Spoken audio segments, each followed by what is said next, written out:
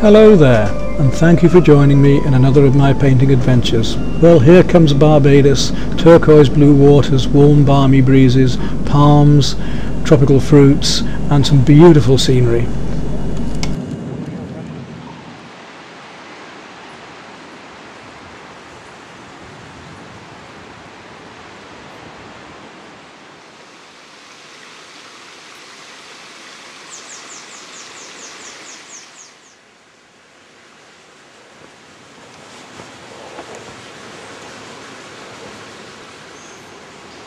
At the moment, I'm at a wonderful spot called Welshman's Gully in Barbados.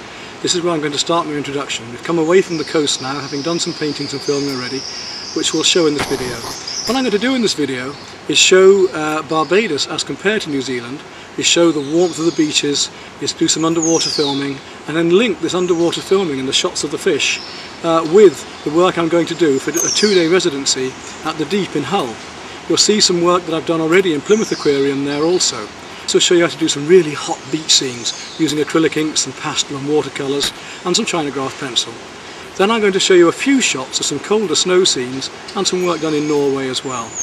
But as you see from this wonderful luscious jungle here, I'm going to use this also to link with the work I've done in New Zealand, because I don't have a lot of filming in New Zealand but plenty of lovely photographs and slides to show you and a lot of wonderful work. I'm going to show you how to paint this type of jungle scene, a more lush scene, by using the New Zealand shots I did last year there as well. And that'll show you how you could paint this sort of scene that we're seeing as well, okay? And we'll see that in oils and we'll see it in the pastels and in the inks as well and watercolour. Okay.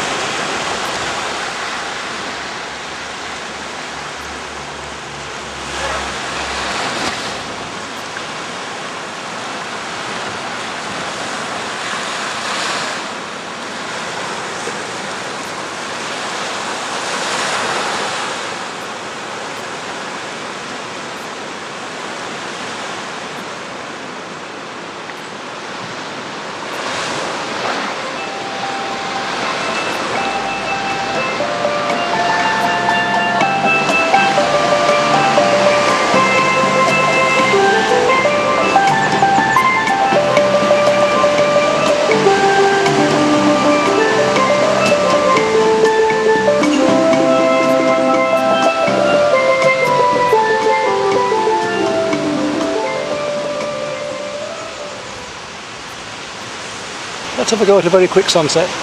I'm going to have to be, it's quite a large piece of work and that sun's going to be setting in about 10 minutes, so I've got to do this entire pastel in about that amount of time. So start off very quickly, just marking out the composition we want. I want to put a fair bit into this one. Let's see now, how much am I going to take in? Take 3 major ones, or I could take 3 more in. Well, here we have the acrylic ink wash over the 140-pound hot press paper, and you see it doesn't have to be applied that carefully, just a large wash brush to give a ground. It dries very quickly anyway, so even if you did it on site you'd be working within 5 or 10 minutes normally. I'm doing a very, very rough, loose composition first of all, just a light outline in a lighter coloured pastel.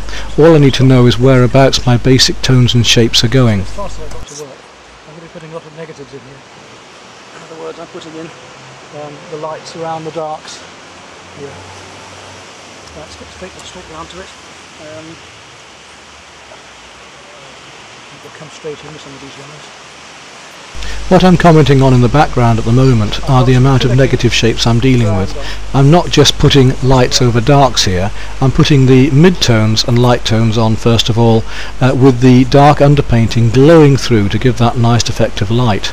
And I'm just working up these blocks of colours, and then I shall gradually work my darks up into it, going darker and darker, stronger and stronger, and refining the textures and shapes and the details. Finally at the end adding my darkest colours, and the opposite end my very lightest colours, my highlights. Slap the colours on as quickly as I can, try and get the effect I want.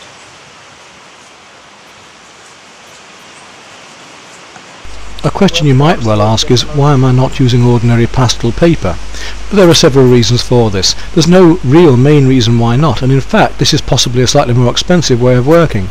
A sheet of pastel paper that size is only about 50p, whereas working on something like this you're working at about £2 or £3 worth by the time you put the acrylic inks on and you're working on a proper watercolour paper.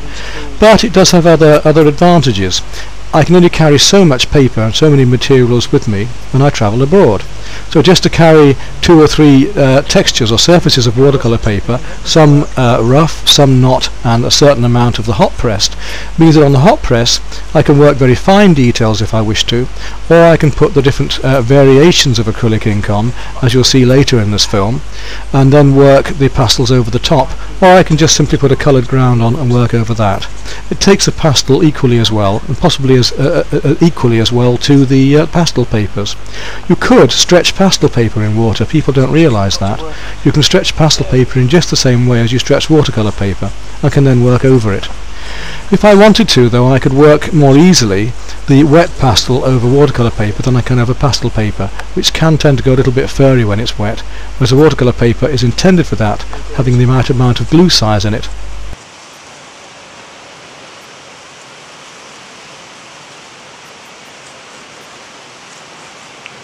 Time to mess about, as you can see. You might also have noticed that I smudge the pastel very little. I might work it in some areas to blend it, but the whole idea of pastel is that it's fresh and alive. The small particles of pastel reflect light, and if you crush them by smudging them, you make them dull. This is also the case when you use fixative, so I tend to use fixative as little as possible. If I'm working with water, the basic base coats of pastel are fixed anyway.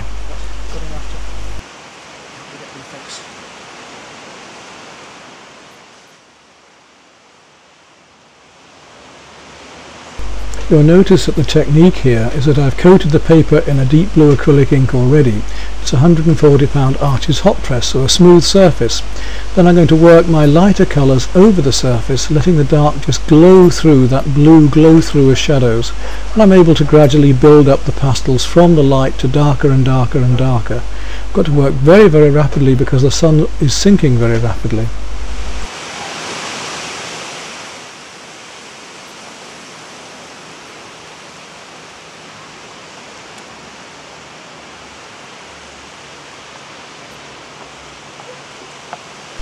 The traditional English method of using pastels is to block and blend. It's to work up all of your tonal areas and mid-tones and working into the darks, and then smudge them and blend them in to give an overall effect, and then to work the lighter shades over the top and the details over the top, nice and freshly, again without smudging at all.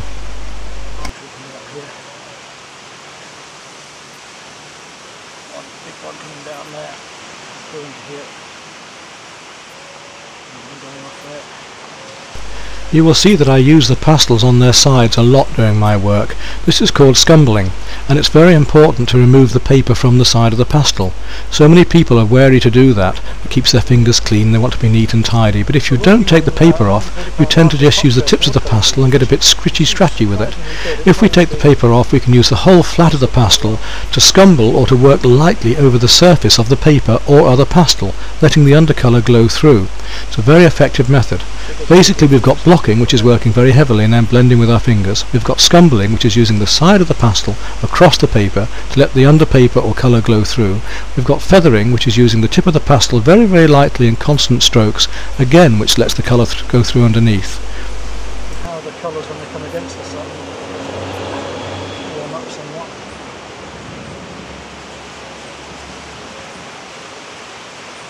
Now I'm starting to work up the darks, and I can work either way with pastel. This is one of the beauties. The same way as if you have an overworked watercolour, we can just blend pastel over the top. We can blend it in with water, we can feather it down, we can re-add highlights that were lost if the watercolour got too dark. Here I can work my darks up, but I can also work straight back in with the lights again. For the sky, for instance, where I want some of the sky to show through some of the darker areas, twinkling through like stars at night in those palm tree leaves. So here I'm blocking in larger areas and just bringing out the texture of the edge of the leaves. But if I want to, I can go back in with a light pastel afterwards and just touch in those little light areas showing in between the leaves.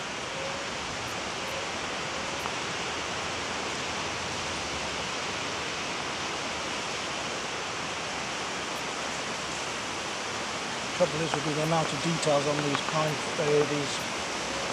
coconut fronds which I have. Working on a sunset like this really does force you to work quickly and purely. There isn't time to stop and look for a long time. You have to make very fast judgments, look quickly at the tones, and of course the light is changing quite fast.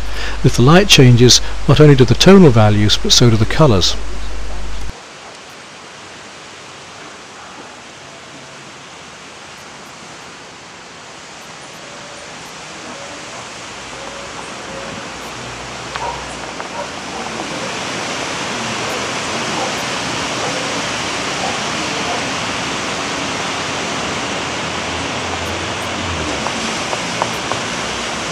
Flick in these colours as quick as I can, cools and warms, really go for this.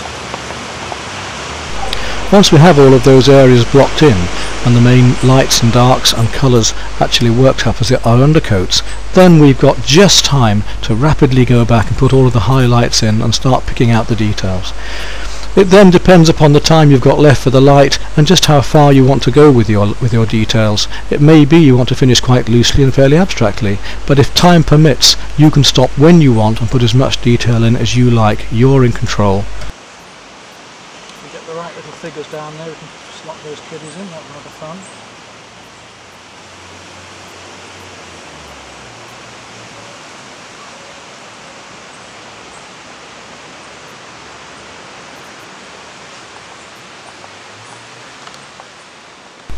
And of course, if you see figures walking past as they have here, it gives you an opportunity to very quickly get them in as soon as you can. Look at where they're walking, decide, and unless you've got a very good photographic visual memory, you'll need to do it there and then. The only other way I've found around that is to have my little digital camera handy, take a shot of them, and then look back at the back of the camera towards the end, or whenever I want, to re-evaluate where the figures could go, and remind myself about them.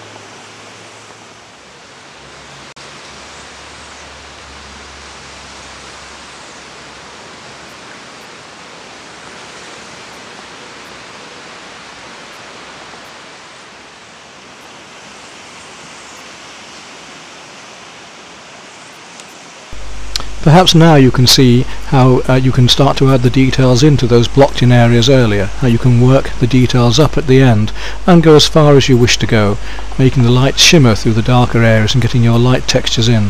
It's such a versatile way of working.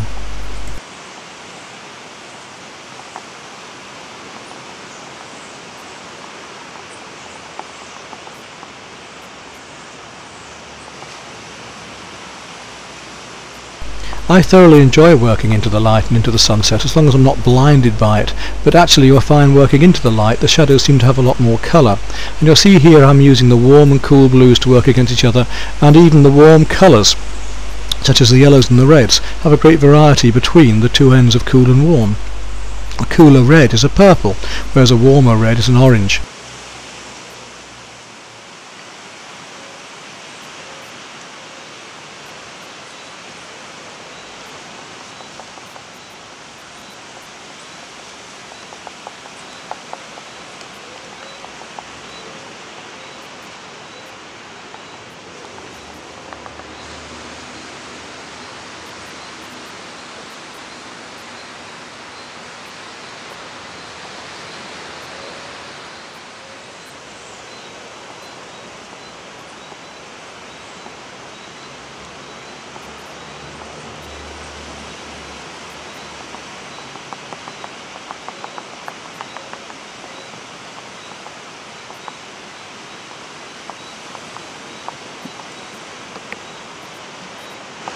about 15-20 minutes. And just enough light left to finish off.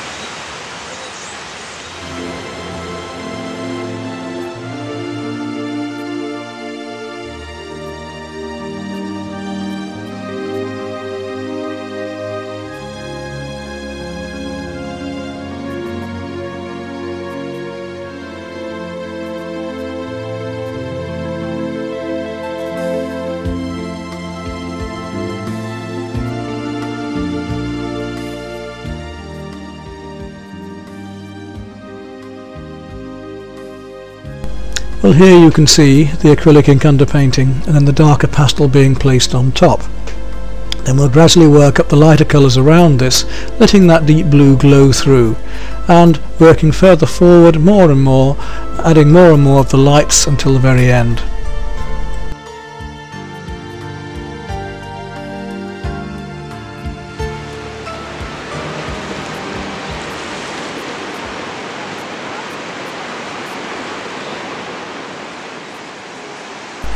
Whenever I go to a new area, I have to spend the first part reconnoitring, looking at the sights, checking on the sounds, checking on the views, finding the best places to paint, and not only the best places to paint, but when are the best times to paint, because obviously some spots will be better at midday, some spots better early morning. The light will change, the shadows will change.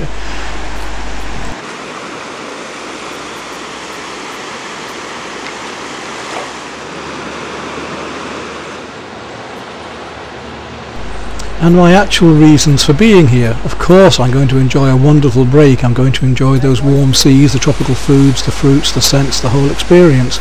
But I'm here to paint as well. Not just paint, but also plan what I'm going to do when painting. I've got to link this experience and these paintings with work that I'm doing back at home. Last year I was at Plymouth Marine Aquarium, which is a wonderful time. I had a whole month there, painting fish underwater and learning about the animals there. And after this trip I have a 2-day residency planned at the Deep in Hull. It's going to be rather rushed, so I'm going to have to prepare much of my work beforehand. I already have some ideas about a view I wish to paint from the big tunnel looking up into the shark tank, and using young people and viewers looking up into this underwater scene. But whilst I'm here, and as I enjoy swimming so much, what a wonderful chance to get into the water and actually swim amongst the fish here in the reefs, and using a cheap disposable camera, able to take shots underwater and use those studies later. As it's relevant to this film, let me show you some of the experience that I had at the National Marine Aquarium Plymouth, and also share the work with you, the sorts of work that I did and the diversity that we can use and the different sorts of materials and methods that we can use with things like the fish and underwater scenes. This was quite a large mixed medium piece, using a whole load of materials such as wool and handmade paper and cloth and so on. Here a standard watercolour, wet into wet. This one was an oil painting with a gold leaf surround and a metallic foil used for the framing. This was a large acrylic piece which was also textured, the texture being made of polyfiller and PVA glue, and then the painting over the top.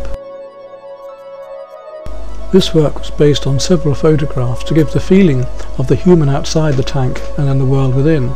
This was done from the actual experience, a large pastel sitting in front of the tank. These watercolours were done in the studio from photographs, digital photographs taken in front of the fish. But even using ordinary watercolour effects, it gives you plenty of chance to play with those different methods. Here I was using some sponging, some splattering, some stippling. This picture was a pastel over a deep blue ground again, and again done in front of the actual tank as the fish are moving past. Another oil painting with a gold leaf and metallic foiling surround of some neons. It was also a wonderful opportunity for me to do larger works and more abstract works based upon the sea life there.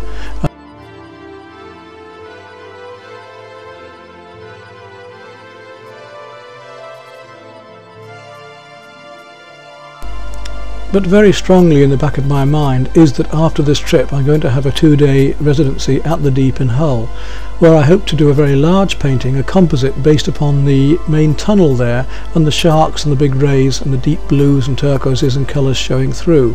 Also I can use figures of the children and adults looking up into this tank, so I've got again the two planes, the life outside the tank and the life inside, but almost blending into one. It's a very pretty place to go, a lot of visual aids, and I'm looking forward to it very much.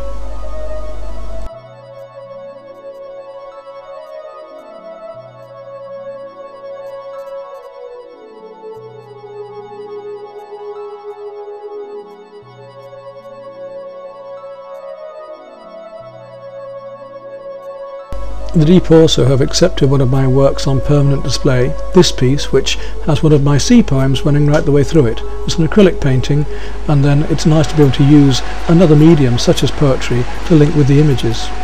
Here we have the fortifications back in Barbados, but just look at these beautiful old cannons left to rust in the sea, whereas those ones above are merely fiberglass and plastic replicas. What a shame.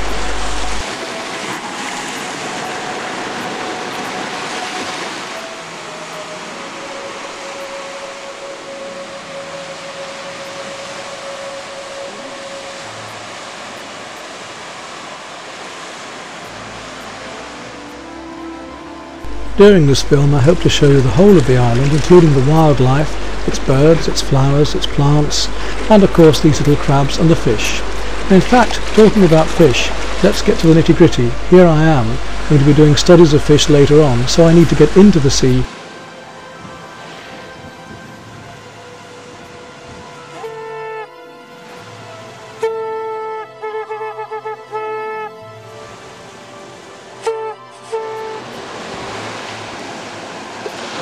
Not that I'm complaining, I love swimming, and as I said earlier, these waters are ideal even for a beginner.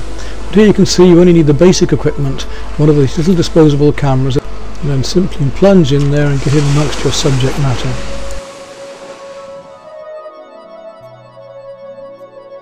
It's really quite incredible, and almost immediately you'll find yourself amongst shoals of beautifully coloured fish, blues, reds, stripes, yellows, browns, whites, blacks, and all sorts of fantastic shapes.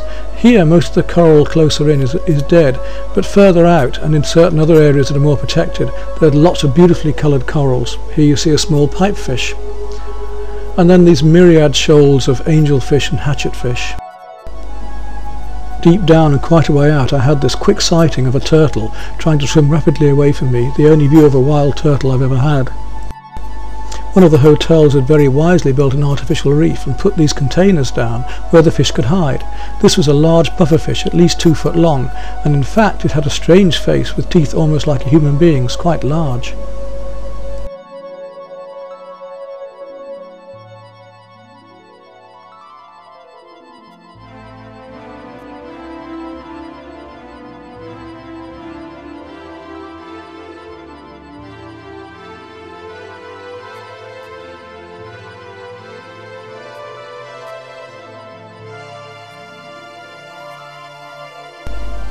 Let me show you here my idea for my painting to be done after this trip in the Deep in Hull, and in fact I'm going to show you how I created this whole painting using the gold leaf and the painting from beginning to end.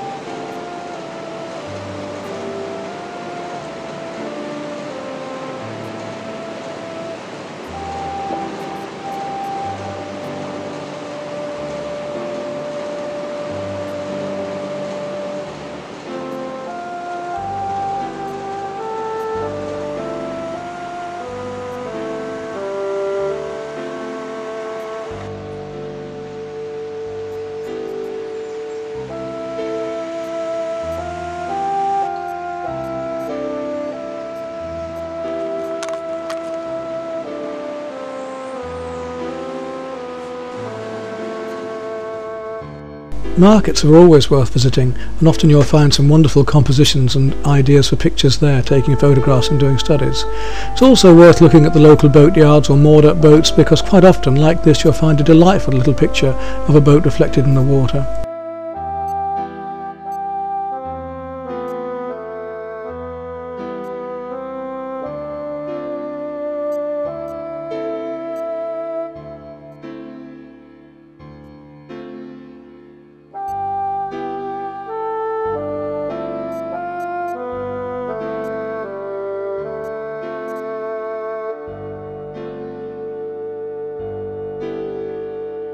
The architecture ranged from old shantytown huts to these quite modern and very attractive dwellings.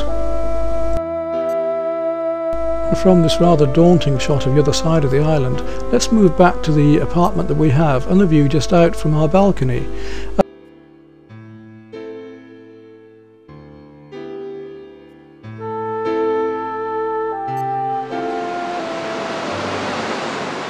Well, here we are in the Caribbean, Barbados to be exact. What a gorgeous spot. And here I am on the balcony of our little hotel, looking out over our own almost private beach. £200 trip for 2 weeks, £200 for the accommodation as well, 400. Amazing deal.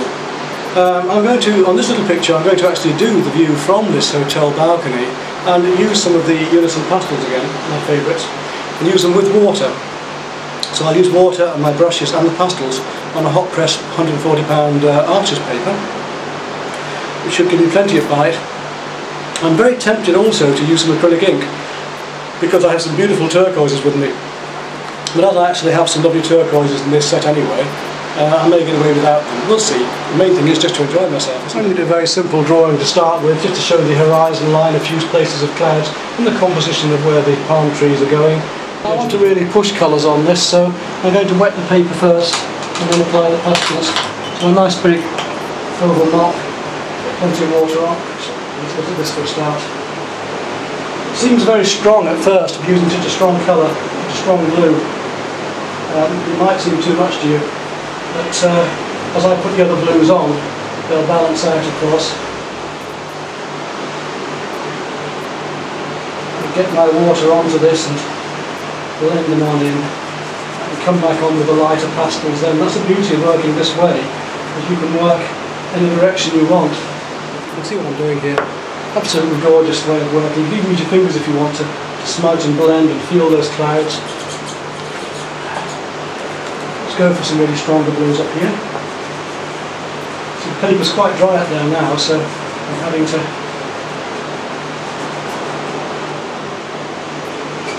and then again, trickling a bit into that. You can stain the paper with the pastel, you can move it around, you can paint one colour over another. This feeling of this lively, rich sky.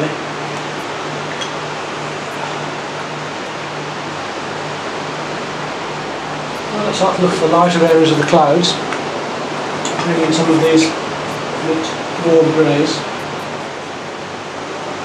And then I can put my lighter turquoises over the top.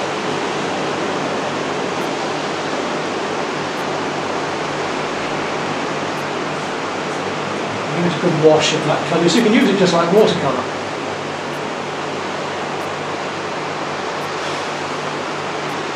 Up and around here, there,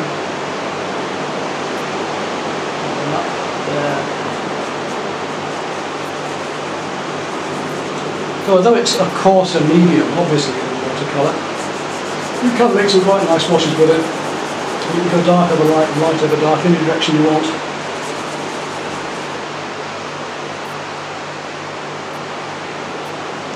Rework it when you want as well.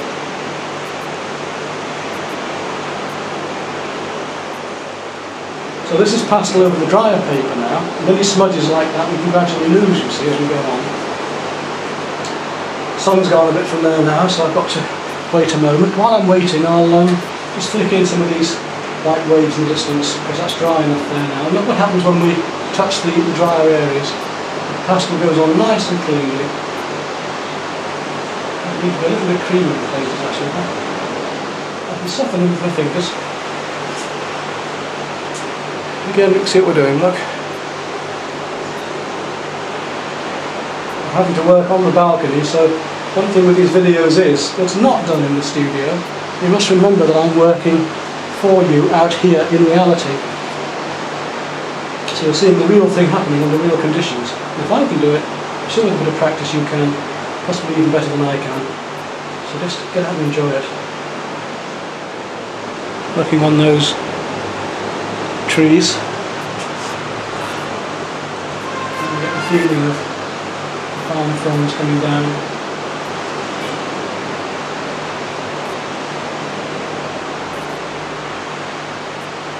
It's slightly worked up now.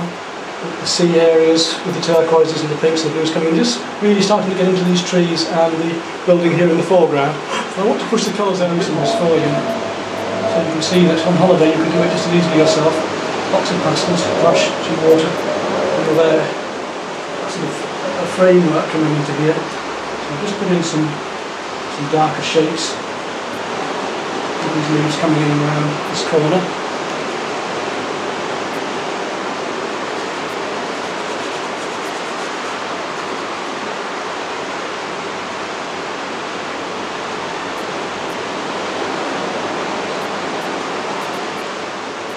Really got some nice sunlight, so that also means I'm going to have to go a little bit darker inside them as well, so that we get this feeling of strong sunlight against strong shadows.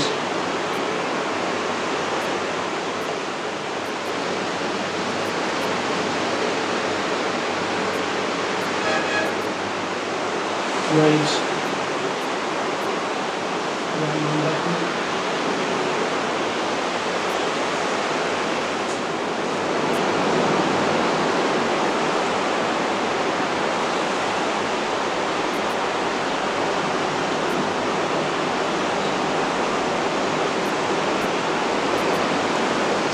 Because if I make a big dark area here, it'll draw the eye too much there, so maybe it won't sign in this. I've got that little scene, which is going to.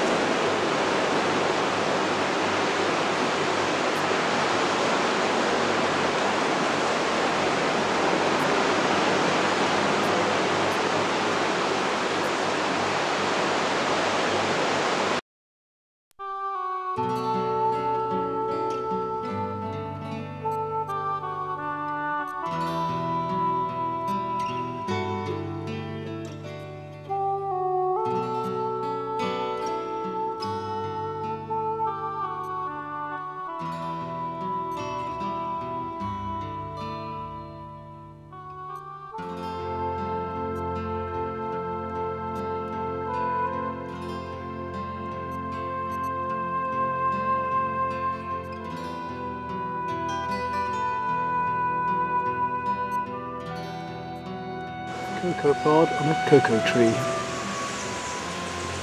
and a bearded fig from which Barbados was duly named, which Tarzan swings on, or artists.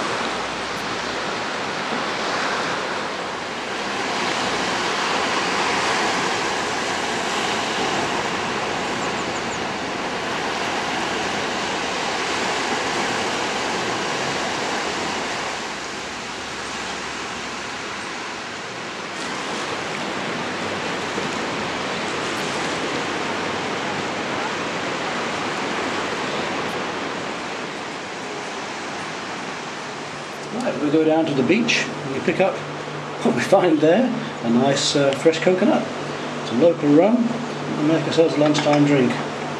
First of all, pour in some of that rum. Nice generous helping. And of course the coconut's nice as it is, but you can do better than that. Take off the top of the husk. And then just use my good old trusty knife that's been used to cutting up pencils as well as everything else, and drill a hole in the top. See that lovely fresh milk pouring out already. You know what to do. There we go. Wow, a glass full there, and more.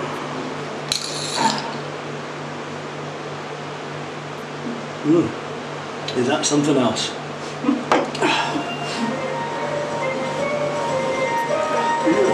Oh, what more to go?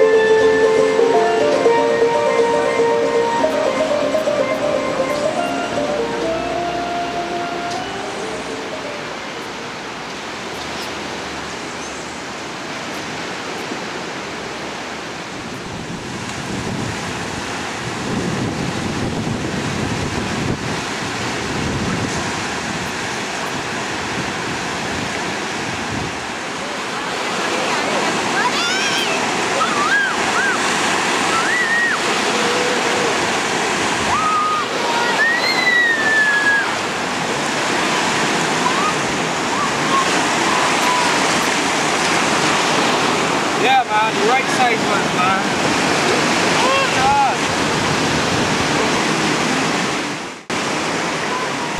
On a Friday night, the local fishing resort of Oystons opens itself up with all of these stalls, and the actual fish market itself is still open, and you can have a wonderful fresh fish meals cooked for you of a whole variety, different spices and herbs from the islands, and different ways of cooking it. Absolutely wonderful. The cooking over there was lovely, and I enjoyed some really good meals, local foods. I don't want to go abroad and have what I can eat over here in this country. I love to go abroad, trying out the different delicacies, and also bringing home some of the ideas myself to then try later. I managed to pick up 2 really nice cookbooks of local ways of cooking as well.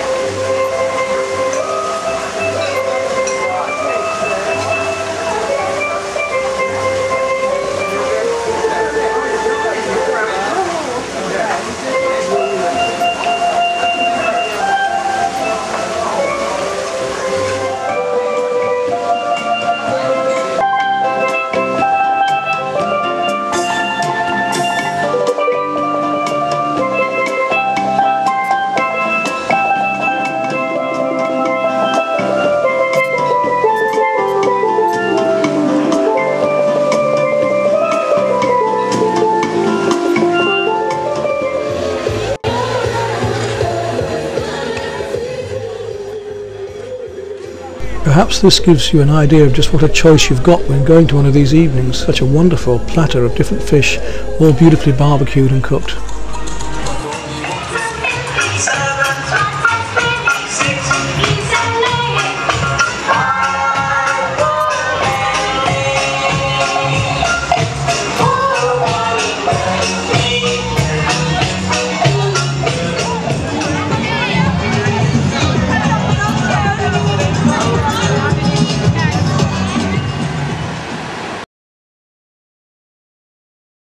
The main foundation and history of Barbados is centred around the growth of sugar and the sugar trade and the rum trade.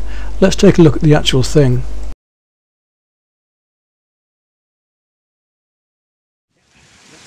And here we have what it's all about, the sugar cane itself, in which we'll see how the sugar is produced and then they make the rum.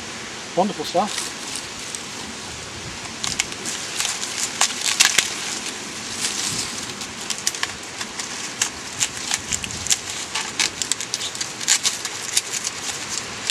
See here the sweet sugar cane inside, of which, if we want, we can have a little taste. There's a wonderful sweet cane inside there.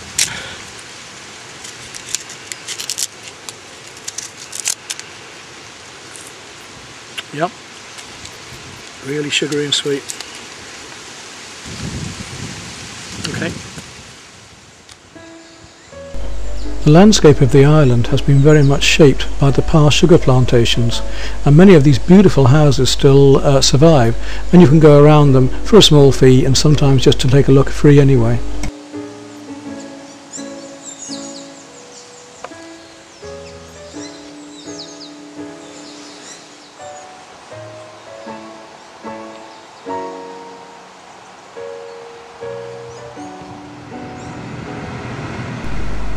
And these old photographs of the harbour will give you a much better idea of those days in colonial times past.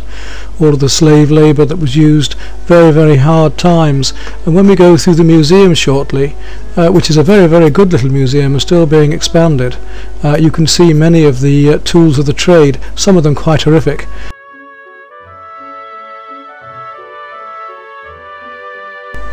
And we'll also see how the other half lived as well, as you can see here. It was interesting to see that they were documenting the sugar plantations very well and the past history of this, including the production. This picture shows a past sugar mill, and it was rather nice to go and find one that had actually been reconstructed. This mill is actually used at the end of the sugar season, and the cane is sent down to here and sugar extracted from it. The reconstruction is perfectly authentic, and they've tried to use as near as perfect joints and woods as possible, some of the stuff being reproduced in England and much of it being made by old local craftsmen there as well, and blacksmiths, very few left to this day. It works by the wind turning all of those big cogs and wheels and shafts, and eventually rollers are turned, between which the sugar cane is passed and crushed, and the liquid sugar then just comes pouring out. After this, the sugar was then boiled and stirred and refined over and over again until it came down to its crystal form. Of course, some of it was then used to make the famous Barbados rum, of which I was certainly sampling some at the time.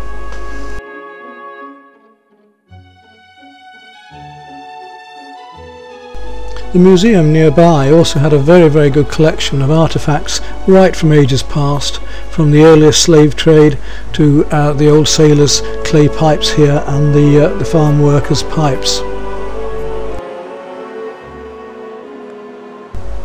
But some of the artefacts had far more sinister connotations, as you can see here. Very sad to see this, but also very glad to see that it's a thing of the past, well, certainly in that country.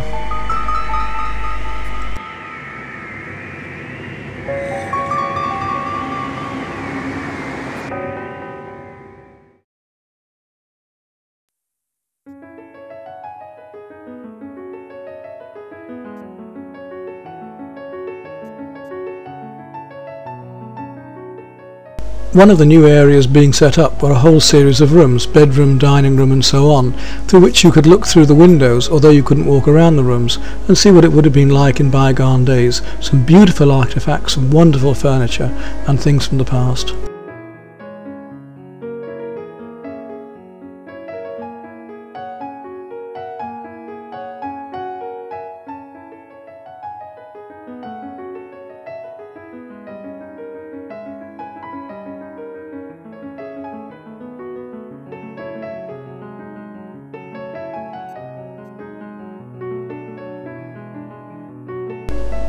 And of course we're constantly reminded of the strong military presence at the time.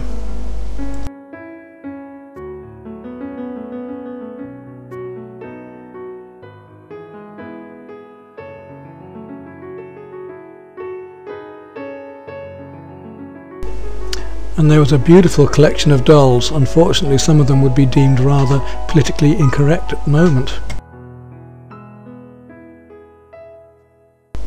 And the race course surrounded by these old cannons which had been rescued. I wonder if they use those as starting guns occasionally. I fear not.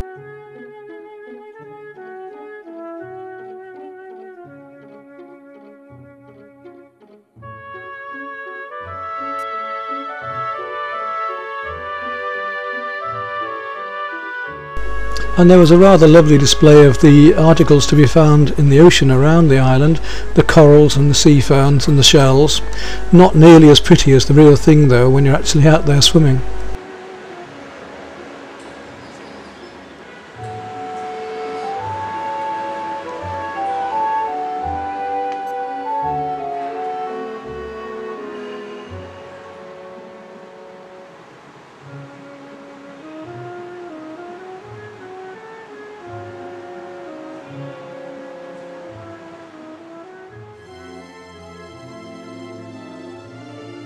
Well, let's go back outside now and take a look at a few scenes before we move on to doing another painting.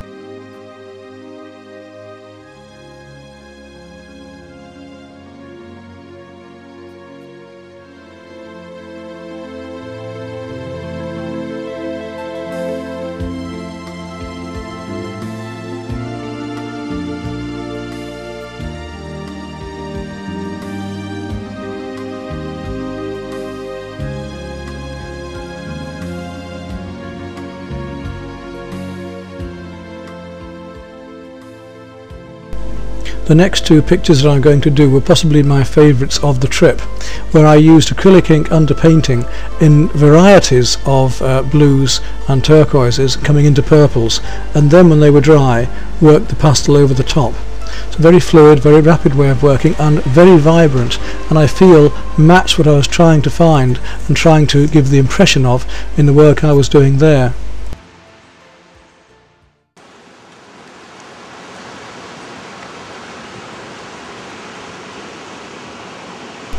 And you see I've made myself quite comfortable.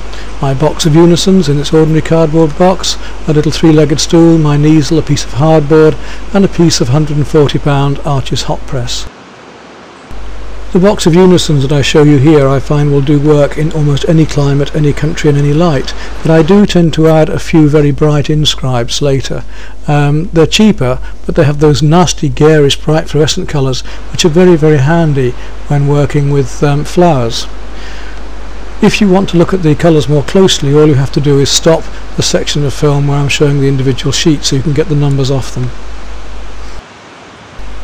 The inks that I use are the FW acrylic inks. You can buy them in a full range of colours, but you won't need all of the colours because you can mix them, although they don't mix as easily or in the same way as you would expect watercolours to mix. And I'm also using there my Chinograph pencil, a very handy waterproof pencil which you don't have to use a penknife on. You just tear back the string and roll the paper back from the tip, so it's a great pencil to have in the field. And it'll take water over it, it'll take watercolour over it, the watercolour will sink into it slightly but not smudge and blend completely, so it's great for working up darks and then painting over. And as you can see, I work these darks up quite heavily, quite roughly, actually sculpting around the trees and thoroughly enjoying the drawing. And then I'll take some of the ink, having wet the paper thoroughly, I then bring the ink down as you would with a normal wash, graduating it as I come down, and then adding the cerulean blue as I come down also.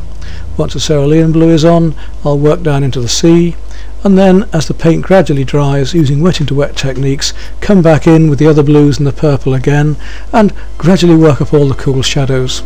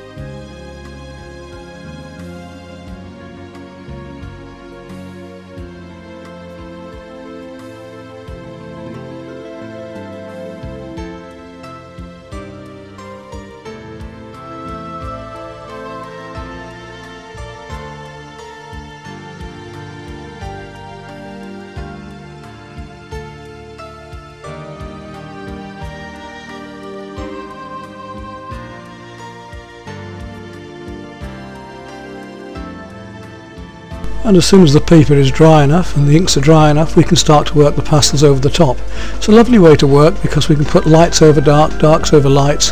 If you ever have a failed watercolour that's been overworked, you can bring it back to life quite often by putting pastels over the top.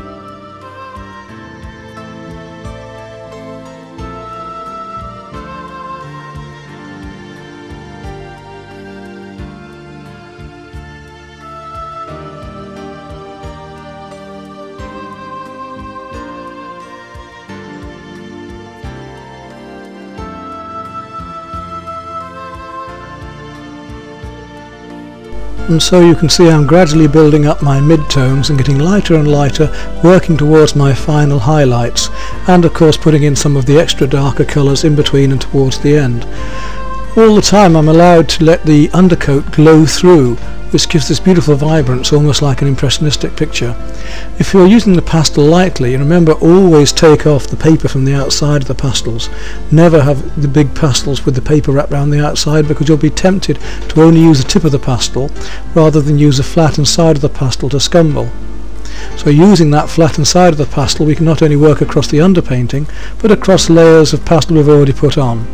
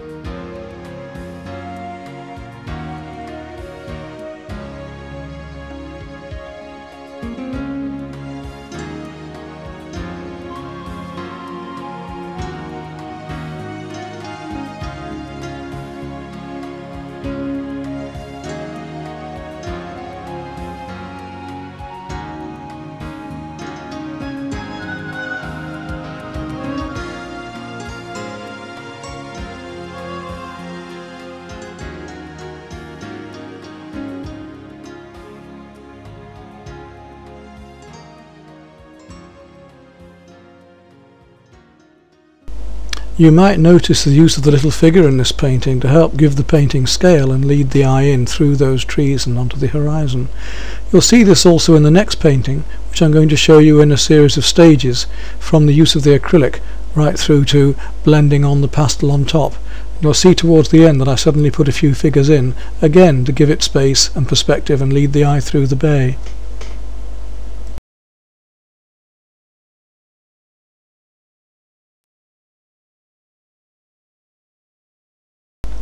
See just how loosely this painting is done.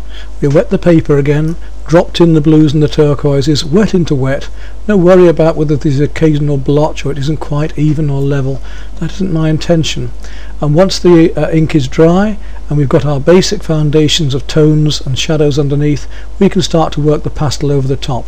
Because remember, if I wish to, I could totally block out all of the paper underneath. I only leave glowing through what I wish to leave glowing through. If we start loose, we can finish tight. And here you see a very, very loose picture gradually being tightened up more and more and more until the little figures come in, little bits of wood on the beach, the surf in the background, and all the little details of the palm tree fronds are brought out in highlight till the very finish.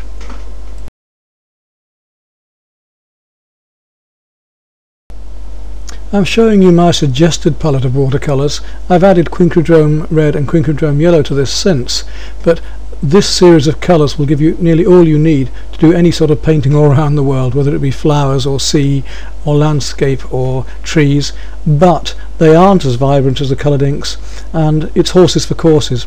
We do need to consider using the materials and the medium for the actual thing that we're painting. Anyway, having said that, let's sit down in the heat of the afternoon sun, and it really was scorchingly hot. So you can see I've got my hat there, my comfortable little three-legged stool and my easel again.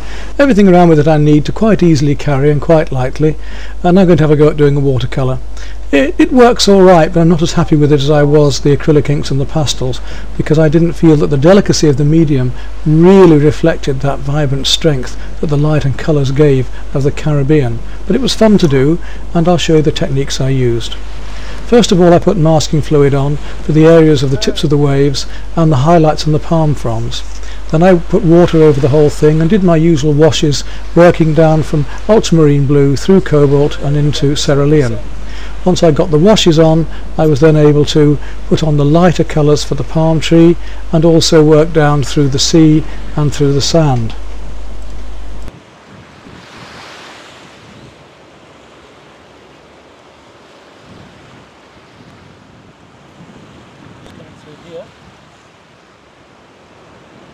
The brighter the light and the more intense the light, the more darker the shadows are as well, so we're playing one against the other.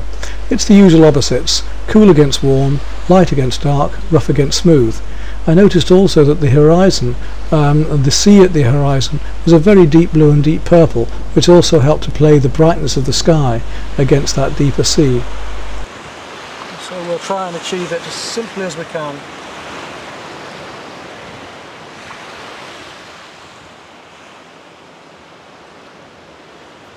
The white waves are underneath there, I don't want it, so I'll lift it out with the brush as best I can.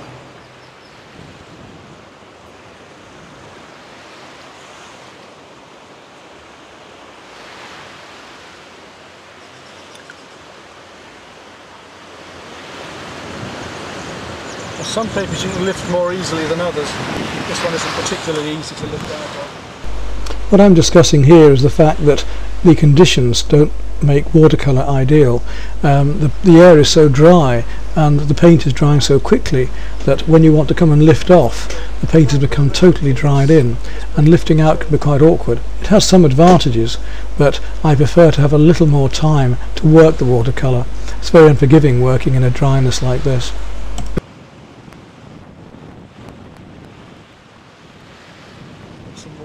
The sun was so strong and the light so bright it may be hard for you to see the actual washes of colour put onto the beach, but I have laid in a thin coat of aureolin yellow and then some raw sienna, which gives me my cool and warm yellows and a glow. Into that, while it was still wet, I started to work the footprints and little serrations in the sand, which is what those darker areas are.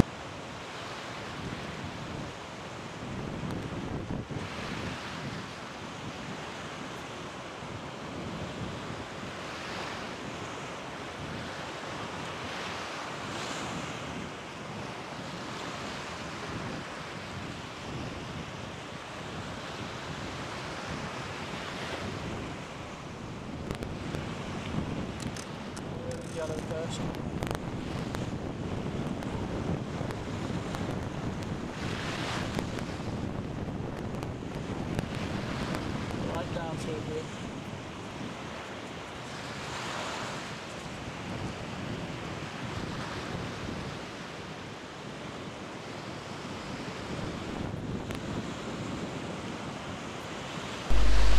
Then I worked in heavier layers of aureolin yellow into the trees and started to come down to the actual palm trunks and work the darks and the shadows in at the bases.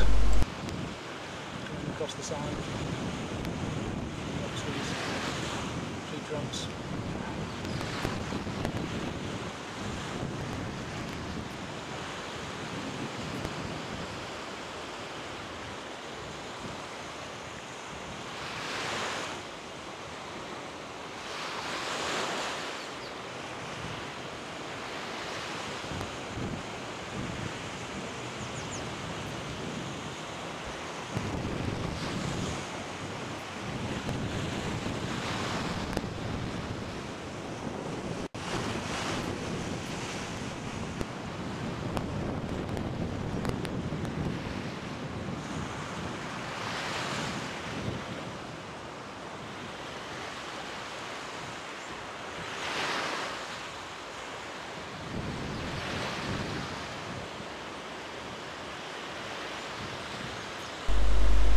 Once that was completed, I could start to work the greens into the palm trees, and I worked with my mid to dark greens, warms and cool greens, until I was ready to remove the masking fluid.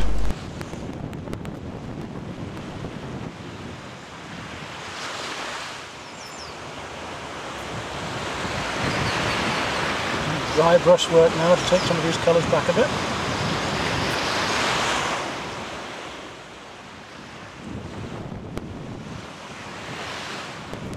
For this particular painting I only actually needed to use 3 brushes, starting off with my favourite old oval mop and then working into a small round and finishing up with a 1/4 inch flat. The flats are very useful for doing things like palm trees because you can use them edge on to flick the blades of the leaves in.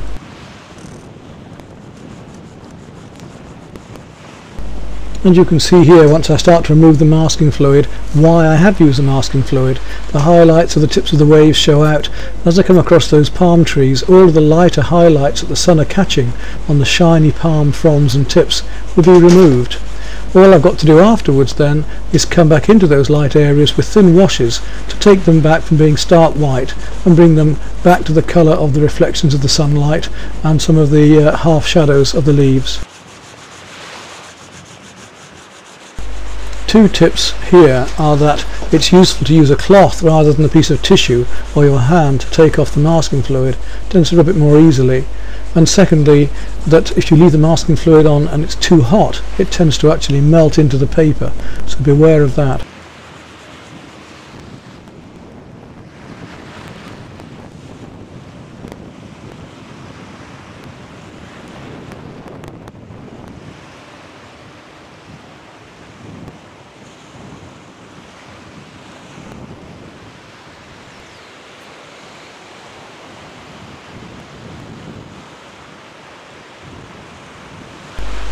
Now that I've taken down those bright highlights in the leaves, you can see the palm trees work much better, and I can now just fiddle about, finish off my details and sign the picture.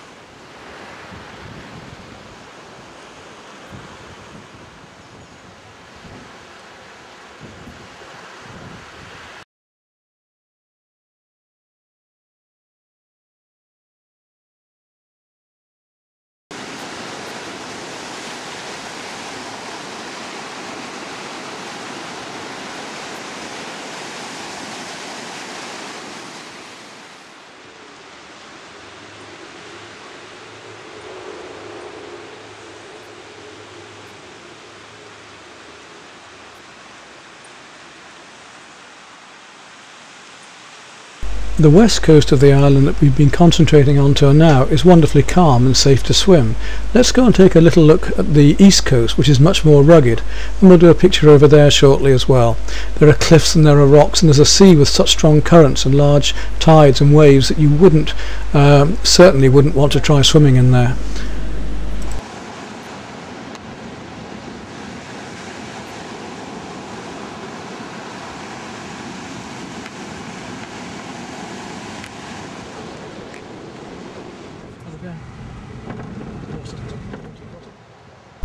Even so, there's a very rugged, strong beauty to the area, even if it is very sculptural and sparse in places.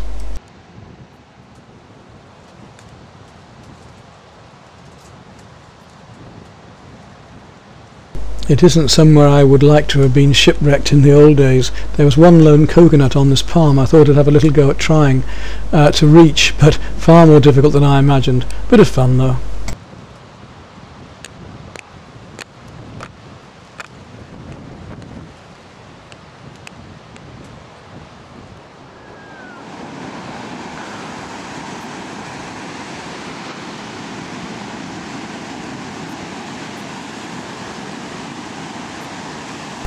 A wonderful place to do some paintings using perspective. Just look at the way that these vanishing points go away with the footprints leading to the distance.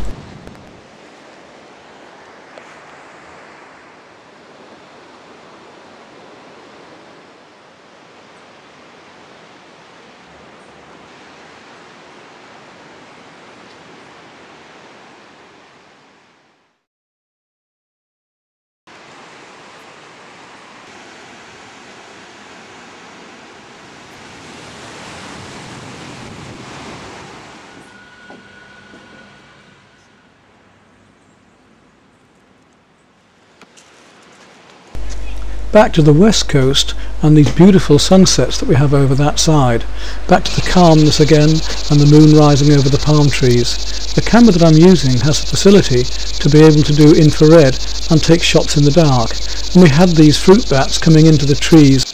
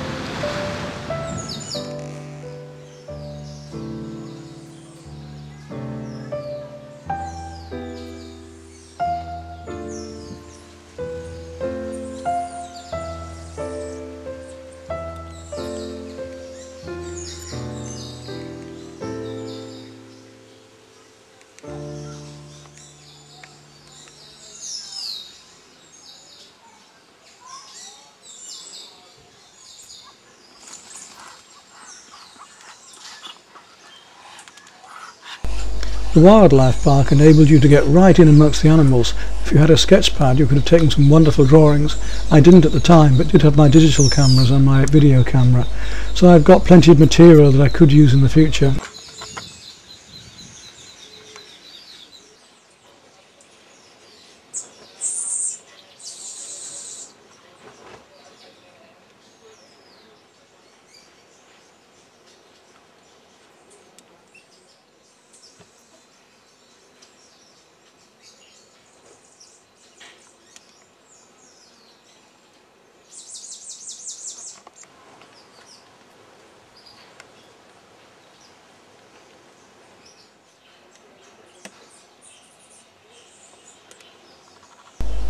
Where else could you get such lovely shots of deer without them running away or being too frightened of you?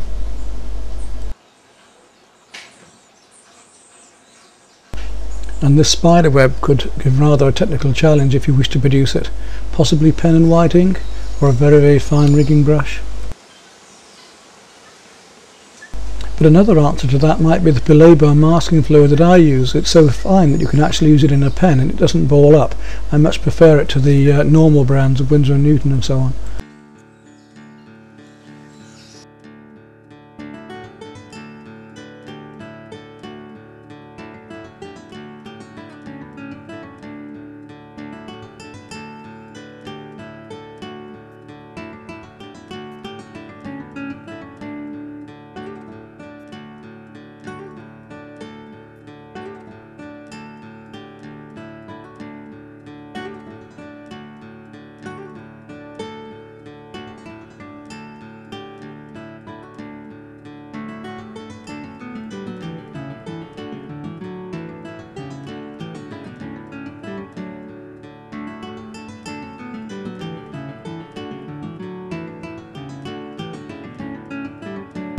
Well, here we are back on that rugged east coast. You can see the difference between this and those beautiful beaches and coral areas that I was swimming in earlier.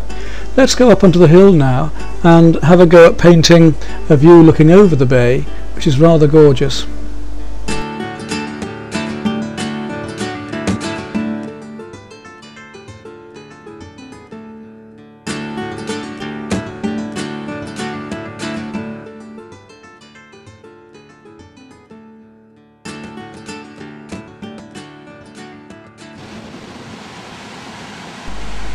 I'm starting off with my Chinograph pencil again on the 140 pound Arches hot press. It's not been stretched, just laid across the board and taped down. It's ideal for more detailed work like this with a smoother surface.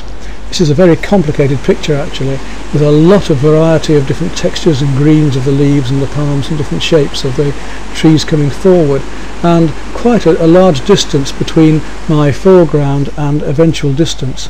So here we go with the washes of acrylic ink, building up those background vibrant colours to work the pastel over the top.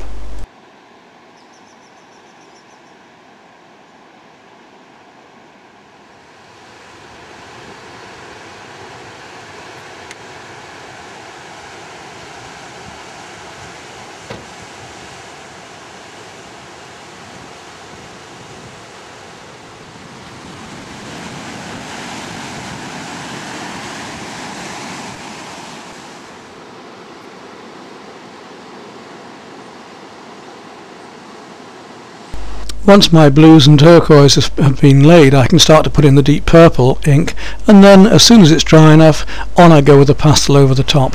It's a very hot, breezy day again. I'm sweating like I don't know what there. You can't tell from this particular film, but it certainly isn't comfortable. Mind you, when you're working at this intensity and so involved, you don't really even notice. Even when a single-decker bus draws up behind you, and the whole crowd are making various noises and edging you on. I've got the paper at a slight angle, it should run down.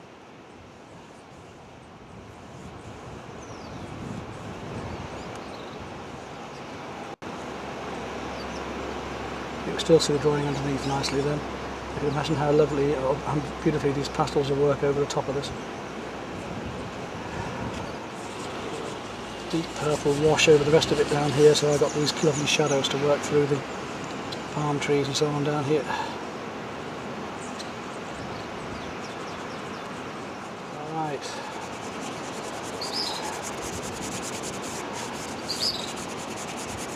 Some side with it, pastel.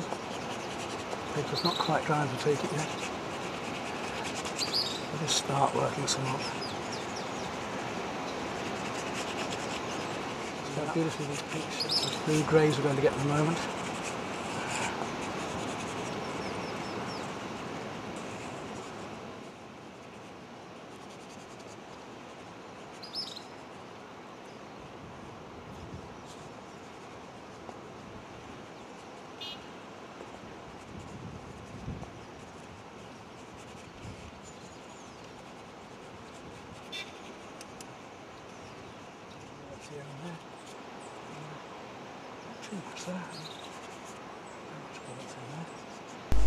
You can see how rapidly the painting can be built up in this way, and this lovely luminosity you can get with the inks glowing through underneath and just scumbling, just blending and just rubbing the pastel over the surface, feathering gently, pushing the initial coats in, blocking and blending with your fingers at first where you want a heavier area, and then being able to work lightly over the top. Remember that pastel depends upon you using the pastel freshly. If you flatten it and blend it, you've killed it. Those little tiny particles of pastel that reflect the light are dead. It's only those last coats that reflect the light that are going to be clean and pure. This is another reason that I'm against using fixative. It's not normally needed, especially working this way.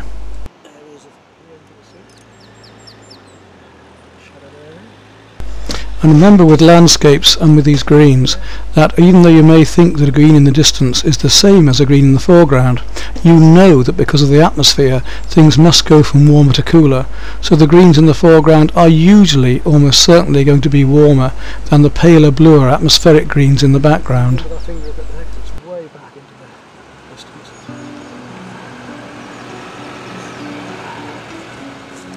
Darks in. Establish light against dark, dark against light, because the beauty of this way of working is I can put lights and darks either way. I come back in and put darks in whenever I want. So establish these palm trees here.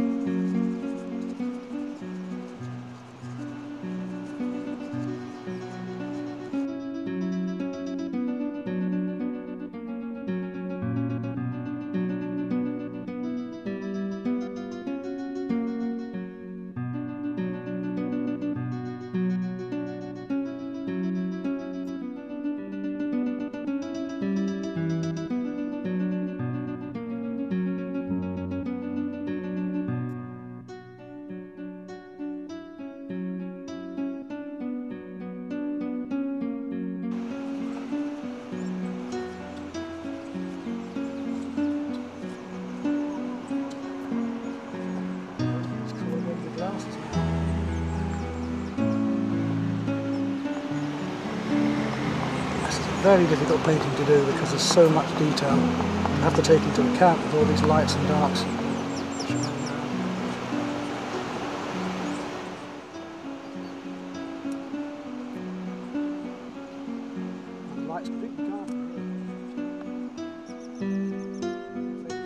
The painting appears to be nearing completion now because we've got plenty of detail, but still seems a bit flat to me.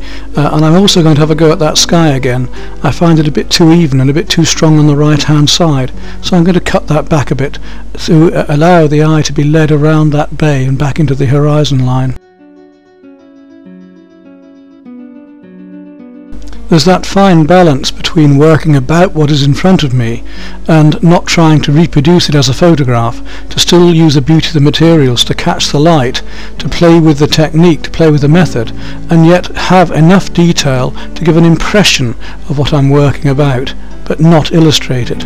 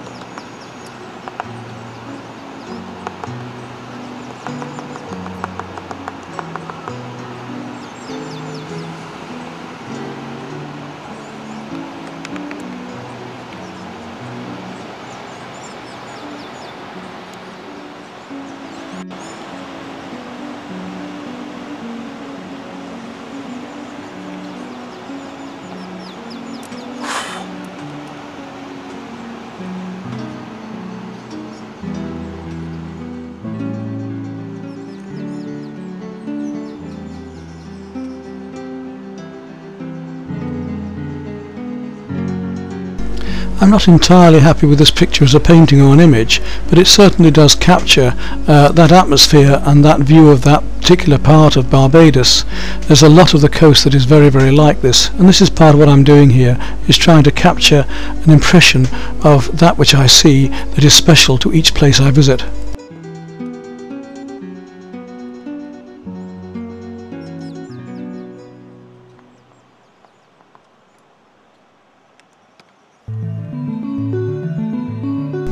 Well, that painting completed, let's go and take a further look around the island.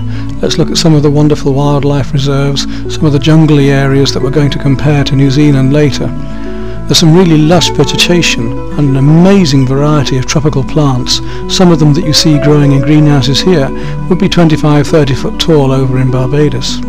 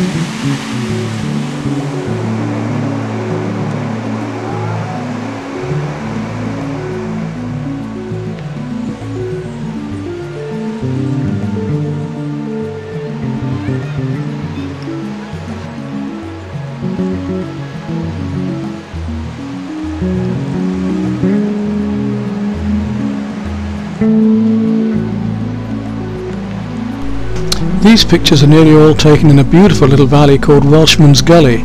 It's a tropical paradise about 3 miles long, with steep sides and the most beautiful trees of a huge variety all the way through, with a pathway winding amongst palm trees and all sorts of wonderful fruit and nut trees.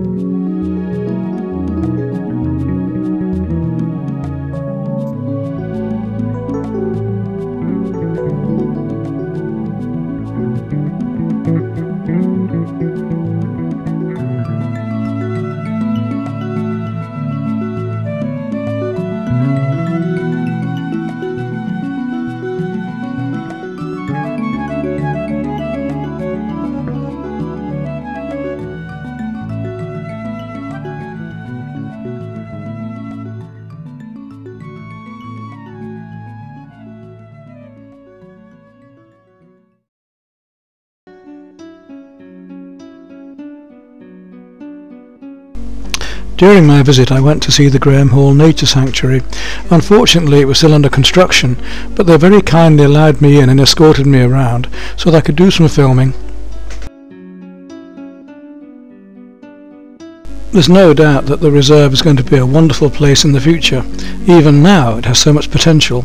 A large colony of white egrets, tarpon that are coming up to be hand-fed, and these tarpon are about 5 or 6 foot long, quite incredible fish. And then they've wonderful great big aviaries they're building for marsh birds.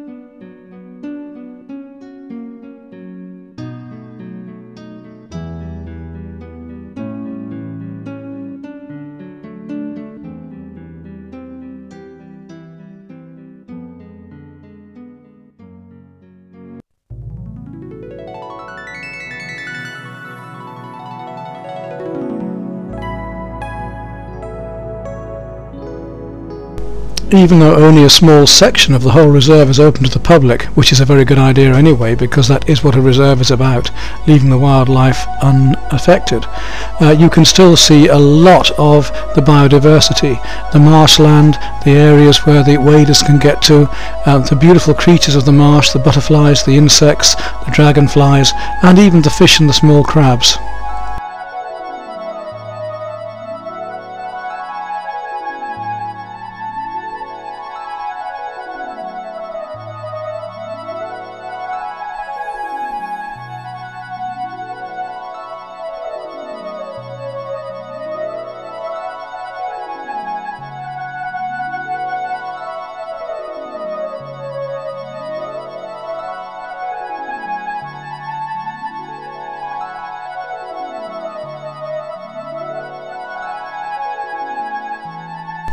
Here's one of the tarpon coming into shallower water after its prey of smaller fish.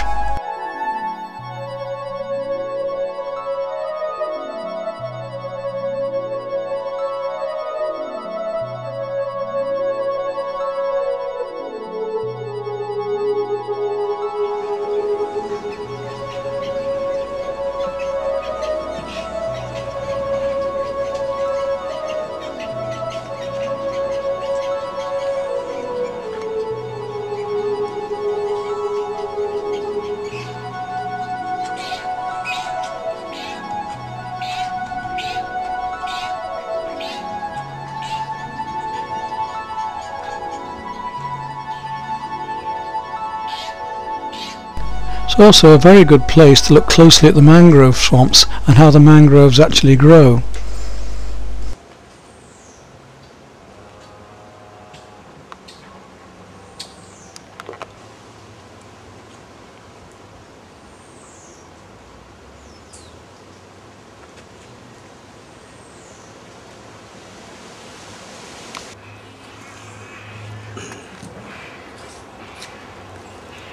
You notice these mangrove seed heads which drop off, and as they drop off from the mangrove plants they stick into the mud, this is the idea, and then simply sprout up a whole new mangrove tree. Wonderful and simple way of propagating yourself. Also these would float with the tide and be washed around into the other marshes and mud areas to again grow and propagate. Look like quills, like pens almost, don't they? Wonderful things. We've looked at the way that the mangrove can propagate itself by dropping its seed pods. Here you can see how the tendrils come down from the branches and can almost form stepping stones out into the water and into the mud, and then regrowing up another plant from the root, and then again producing branches and more tendrils to step further and further out, gradually therefore taking up more and more marshland and working further and further out into the water.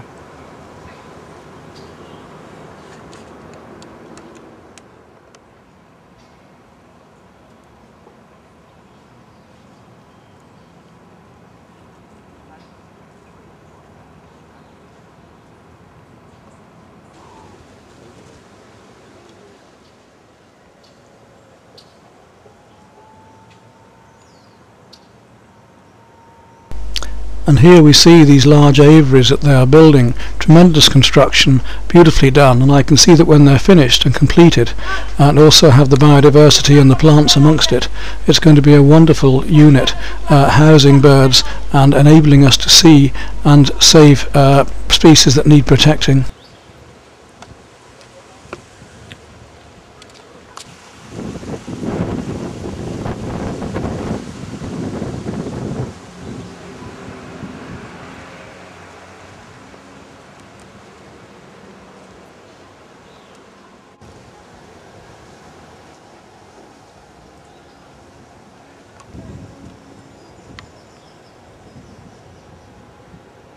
One of the animals that I most wanted to see on Barbados were the hummingbirds. I know there are several varieties there, but every time I saw one I didn't have the camera handy. I waited many hours to get these few shots. The birds were much cleverer than I expected. Their eyesight was very good, and if you didn't quite fit in or blend in or made the slightest movement, they'd whiz round to the other side of the plant. If you set yourself up hiding on the other side, then they'd reappear on the opposite side. Quite like magic, and you didn't know when they were going to come.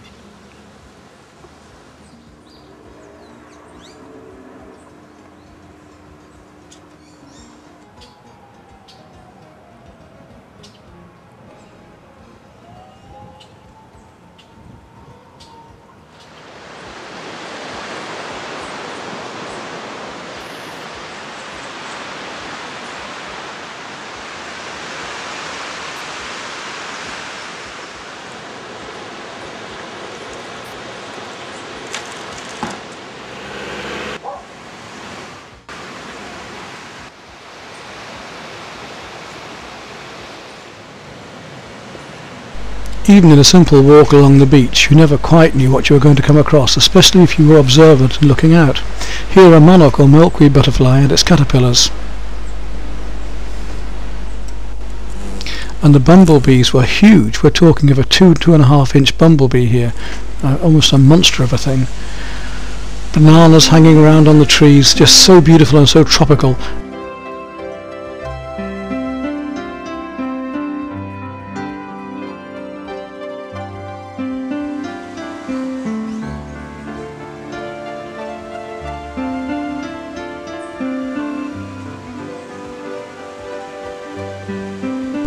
Back in Welshman's Gully again, such a beautiful place. It's somewhere, if you do visit Barbados, that you must go to yourself. All these wonderful tropical shapes and plants, and the wildlife as well. High up in the creepers and the trees above we started to hear smashing and crashing and rustling, and it wasn't long before we saw some monkeys. The local monkeys are called green monkeys, and this is because the moss and the algae starts to grow on the fur and they get a green tint.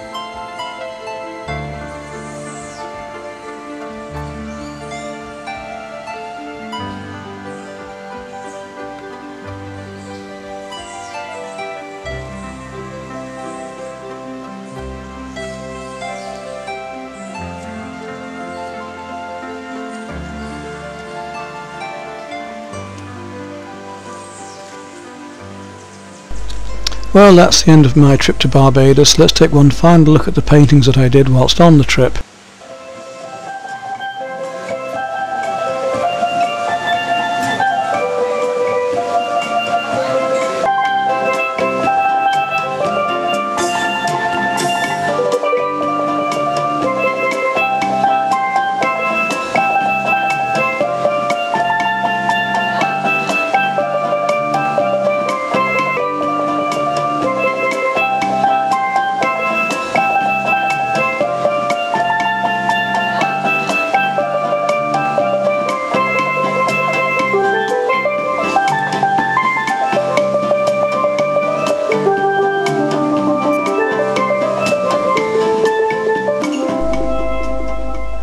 I thought it would be rather nice, after all of this tropical scenery, to take a look at the opposite end and look at where we might do some snow scenes using very similar methods. I'm not going to go into oil painting on these snow scenes. We're going to talk about watercolour, Chinagraph pencils, pastels and acrylic inks again. Now you can possibly see how these could be converted to that. Those trees could easily have been Chinagraph pencil and then watercolour and pastels. This one could be a graduated wash of either watercolour or acrylic inks. This one is an example of a watercolour with Chinagraph pencil and then with pastels over the top, done in Norway. And this shot taken from a bridge looking one way and then the second shot later on looking the other way. In this case I've used Chinagraph pencil, watercolour and again pastel over the top to create the same painting. Here we have another one done, but directly from the actual scene in Norway. I had ski gear on to keep warm and was able to do watercolour and Chinagraph pencil and pastel very rapidly. Again another photograph with the same materials, watercolour, Chinagraph pencil and then pastel laid at the very end, which gives you this wonderful effect of being able to produce snow. We'd usually use a rough paper for that, or a knot paper, so that we could get the textural effects.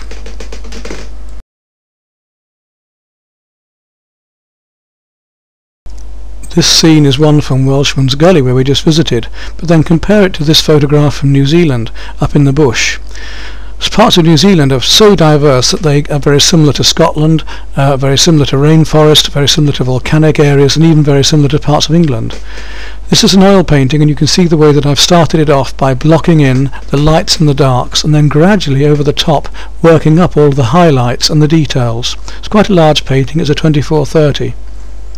You see that tonally it works as well, so it isn't just a colour painting, but I've got the tones correct also. Here are the actual palettes that I used on that painting, the main palette, and then one of the mixing palettes afterwards, which shows the subtlety and diversity of warm and cool greens, working right through into turquoises and blues. Now let's take a look at my actual palettes of oils that I keep in stock, and we'll narrow this down to individual colours so you can see them more clearly if you wish to buy them.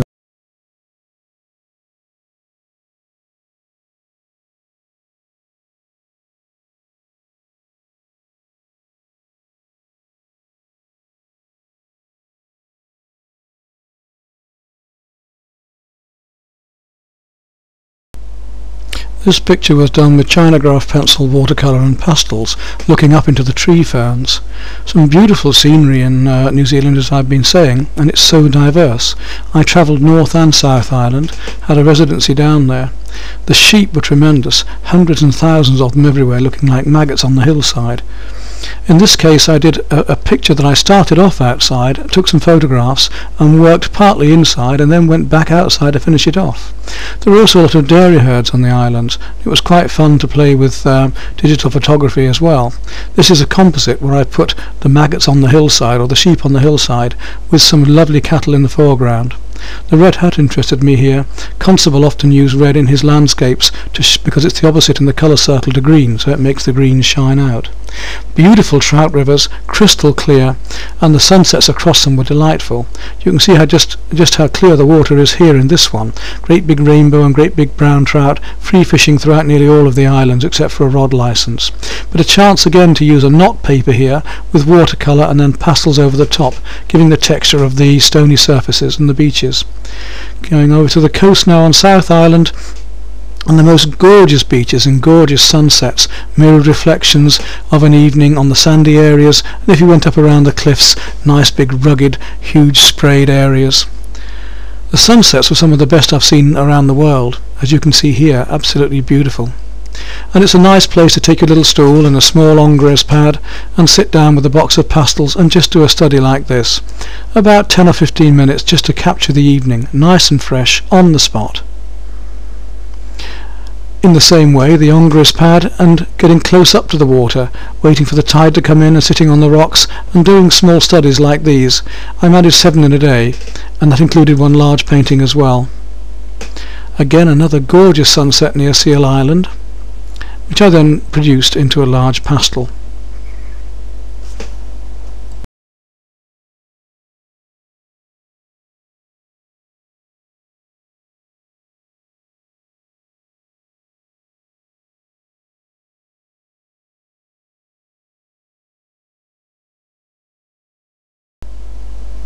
Of course, I'm not the only one to use these wonderful facilities and beaches. A great place to take the horses and ride, and I have my camera on me most times, so I managed to get some quite interesting shots as they ran past, movement and reflection. And these were the results, using broken colour, that is an impressionist technique of one colour against another, the opposites in the colour circle quite often, to give a shimmering effect of light and movement. If we want movement, we have to get the brushwork to give that movement. It's the same with water, it's the same with animals. If you paint them as rock solid, they'll look like rocks, so you need to get that flow with the brushwork.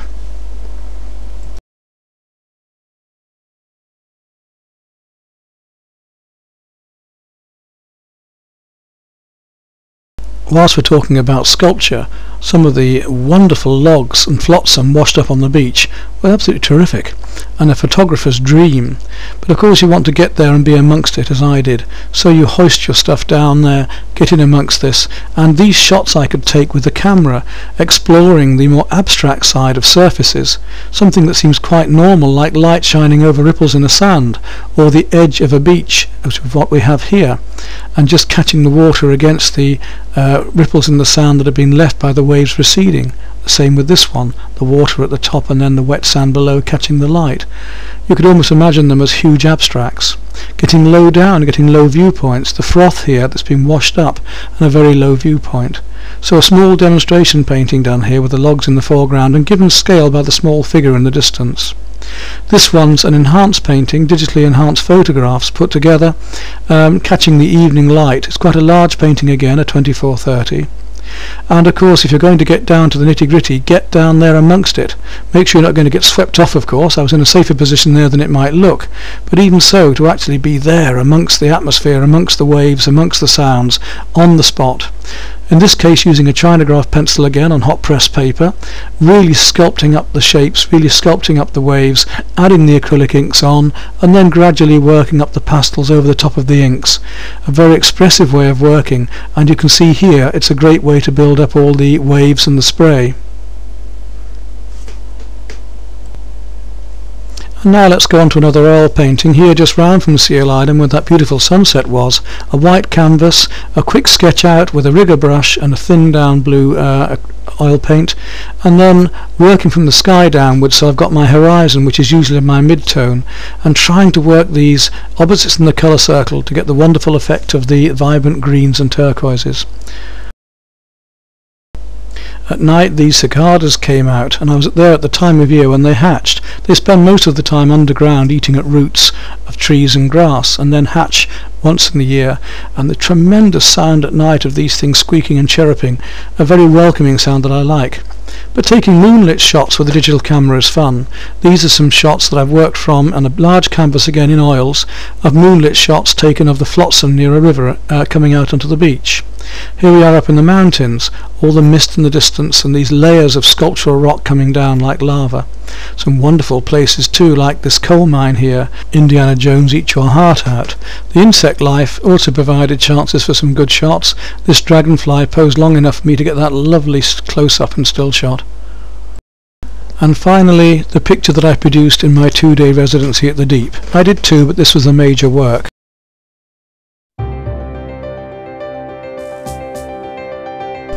Standing sentinel at the front of the building is this wonderful shark. The building in itself is very unusual and was based upon the idea of the shape of ships, as we're right next to the River Humber. You can see this now with the rear end of the stern of the ship coming up to the bow there, but it's more clear from the other side. And there we have the River Humber.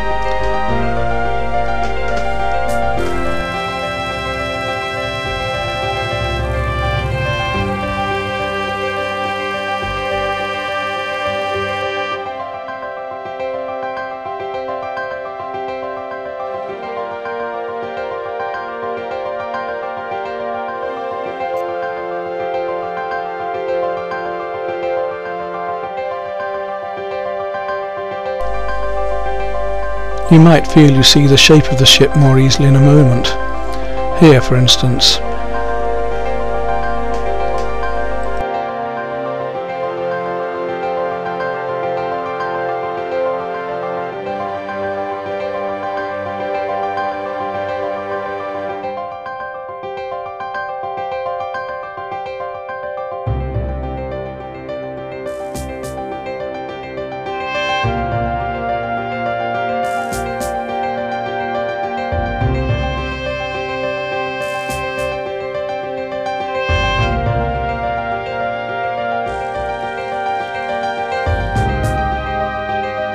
And it's this view that I tend to use as my main part of the design for my painting.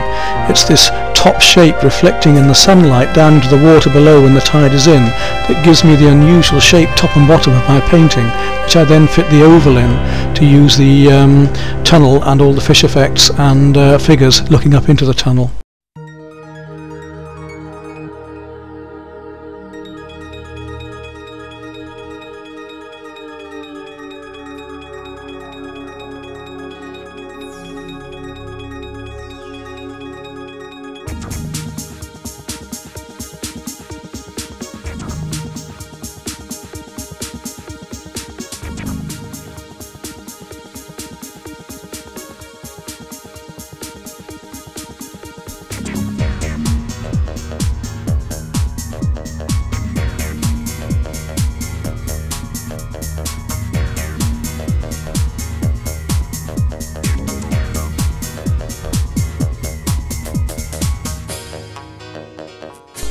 The aquarium isn't just meant to be a whole load of fish tanks or animals on display.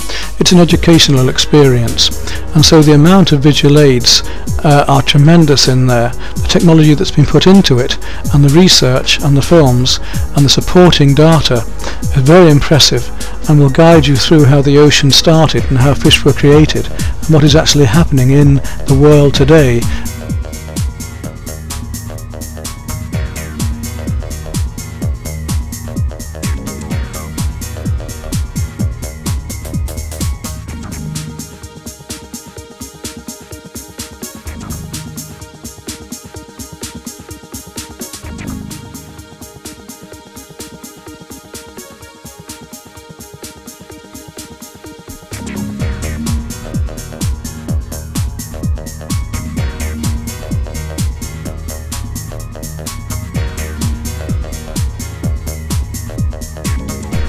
There are very few works of art in the deep as it's not felt the direction they wish to go, but I am honoured to have this one picture of mine hanging there permanently.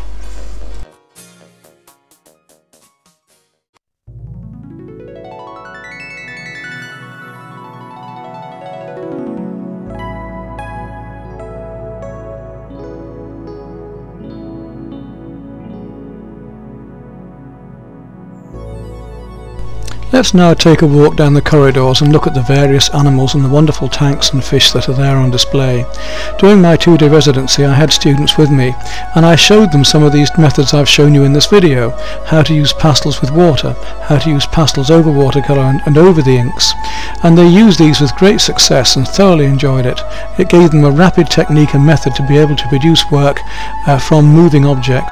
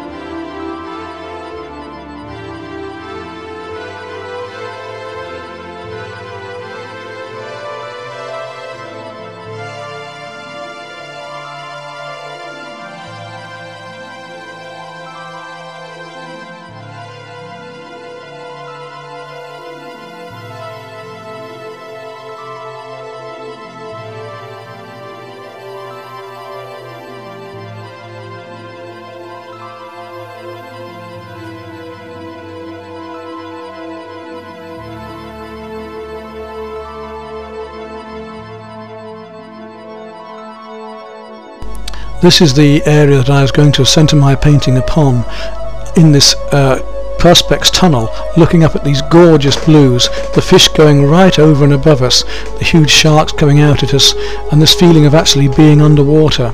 And of course the beauty of having this lovely light and the figures of the children and adults looking in awe up at this scenery.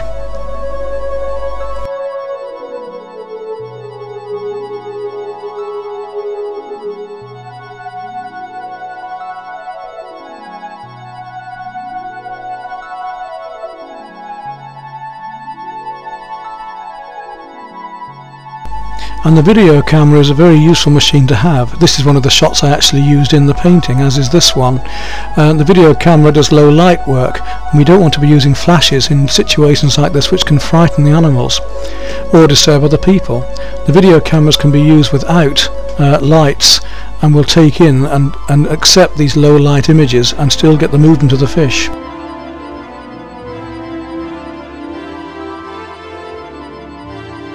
Scale of objects is very important. Here's a fish tank, and then if we put a figure in front of it, we can actually see the scale and size of the fish. They could have been minnows before that figure went in.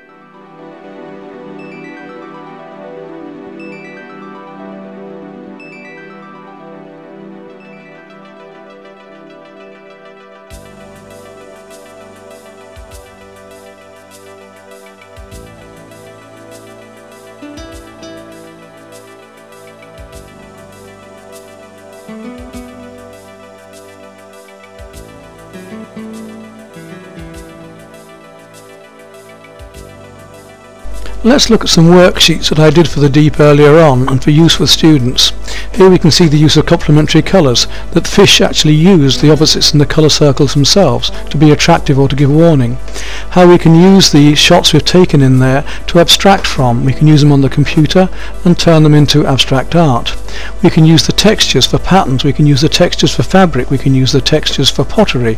We're going to see some examples of my pottery actually done from that later. We can take the shoals of fish and turn them into patterns, we can change the colours around, and you'll see one of my paintings earlier that was done with the gold leaf and that particular shoal of red amongst it. Translucency and transparency, how on earth to show that, like glass, that a fish is semi-transparent. And of course, the way we can take the directions for sculpture and pottery.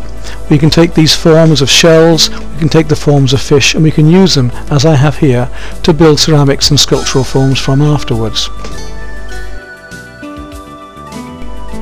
I've already discussed scale with you, and here we have that example again, and how we can have a large object in front of a small or small in front of large to give the size of things.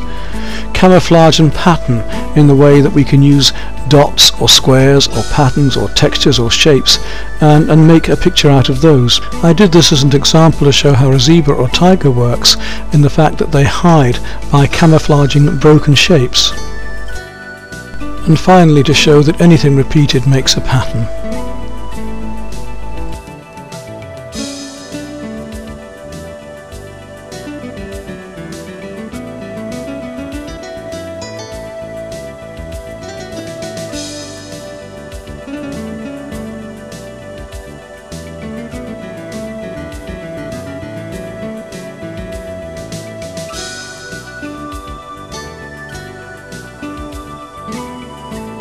And these are the type of shots I was taking with a video camera that I could use in my final painting.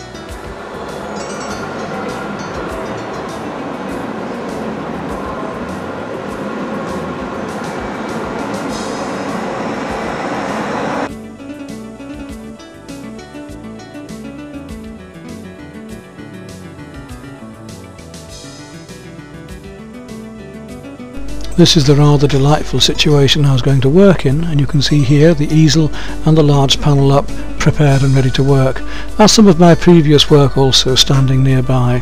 I'm going to use these acrylic paints. They're nice and soft and creamy, and I'm working over a black ground. This ground is quite simply black acrylic blackboard paint painted over MDF. I shan't need many brushes, although I've got a nice selection with me. I can get away with just a couple of flats. A ½ inch and a ¼ inch should do me for almost this entire painting. Ordinary TVB or nylon brushes with long handles I prefer, as you can see here.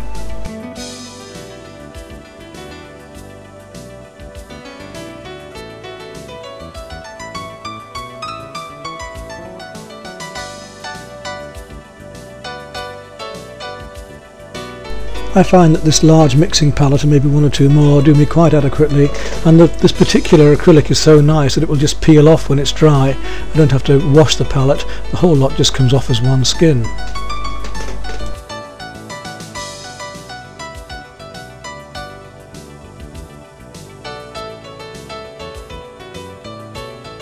You can see the design more clearly now. There's my large black oval of blackboard paint, with some white watercolour pencil drawn on to work out my design. Externally you see the gold leafing and the metallic foiling done for the outside of the panel, which virtually frames it and represents the building in sunlight and reflecting in the water below.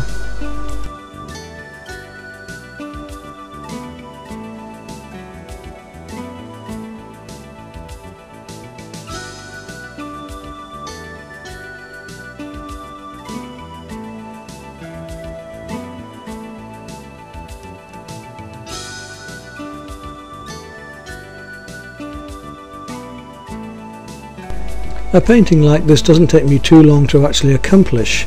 It was the hours of work taken in designing and planning. Of course there's a lot of time in cutting the shape, in priming it, in getting the gold effects just right, and in working the whole design out on the computer and going there and taking all those photographs in the first place. So when I've thought about this for many weeks, I've got most of it in my head ready to just go ahead. It's only a matter of technically accomplishing that image onto the board.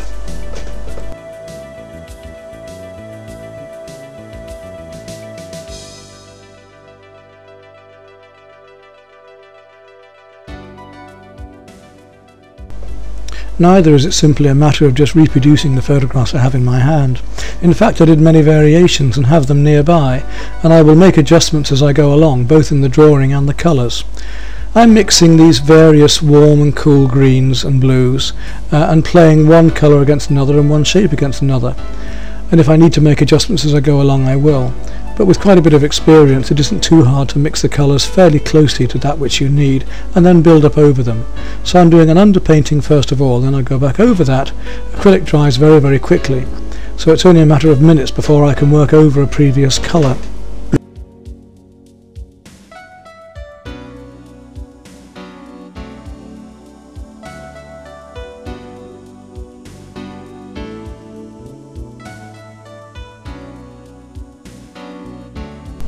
One soon becomes used to having the public around you when working, and I don't feel at all embarrassed about it or shy.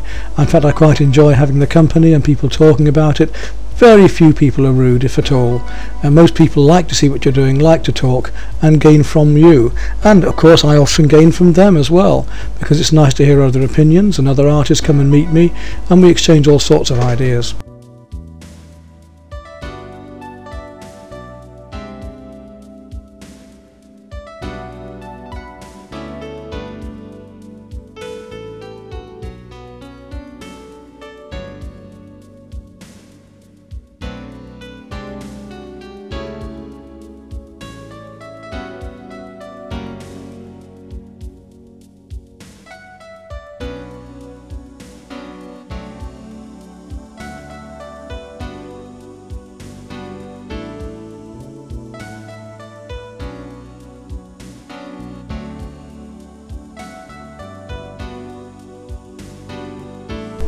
What you will also notice here is that I'm not just completing one area and finishing it and working all over the board as I would with a normal painting. The painting to me is a bit like a jigsaw, that one part should fit to another, and if you complete one part too far, then the other parts may not be right later. So we compare one shape, one colour, cools, warms, lights, darks, to one another all over the picture, and as we build those up, we're able to make them relate correctly one to another over the whole panel.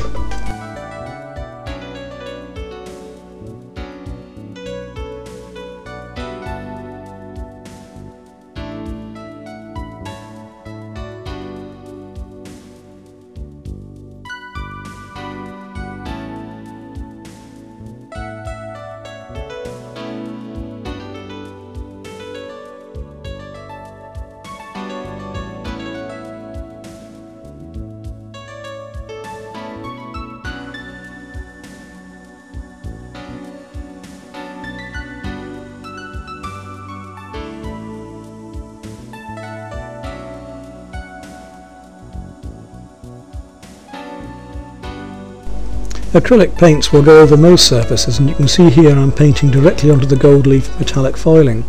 I wanted to link the inner painting with the outside shapes. I wanted those waves to come across and the reflections of sky that are mirrored in the colours in the painting to also mirror outside on the gold. It's quite a complicated piece of work, and the more you look at a painting obviously like this, the more you're going to see. Even working out the panes of the glass and the shapes of the metal to be part of the design of the whole picture.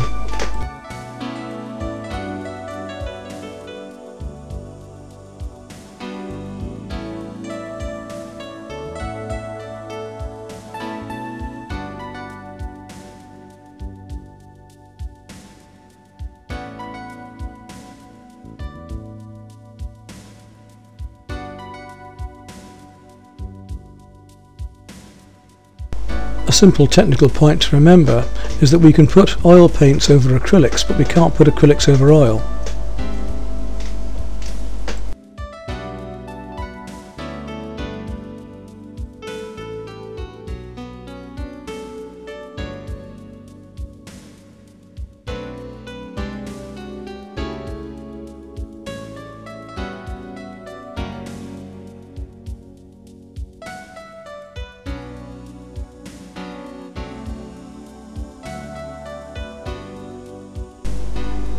Well, there we are. This painting went fairly quickly. I managed to complete it within one day. I didn't have any other interruptions and didn't have to teach that day. It has now been donated to a local community college who are very pleased to have it, and it will remain in Hull and hopefully be shown for years to come and give much pleasure.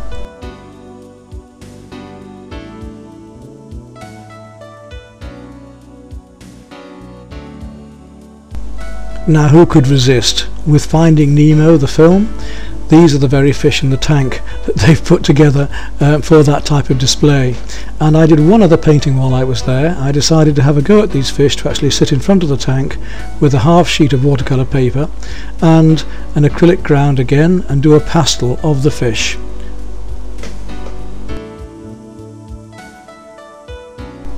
Again, using the rapid techniques, it was finished within an hour, and I'm quite pleased with the effect. Well, that's the end of this trip and experience. Thank you so much for joining me on it. I do hope you'll join me on other trips on my other films as well, and gain from those and share them with me.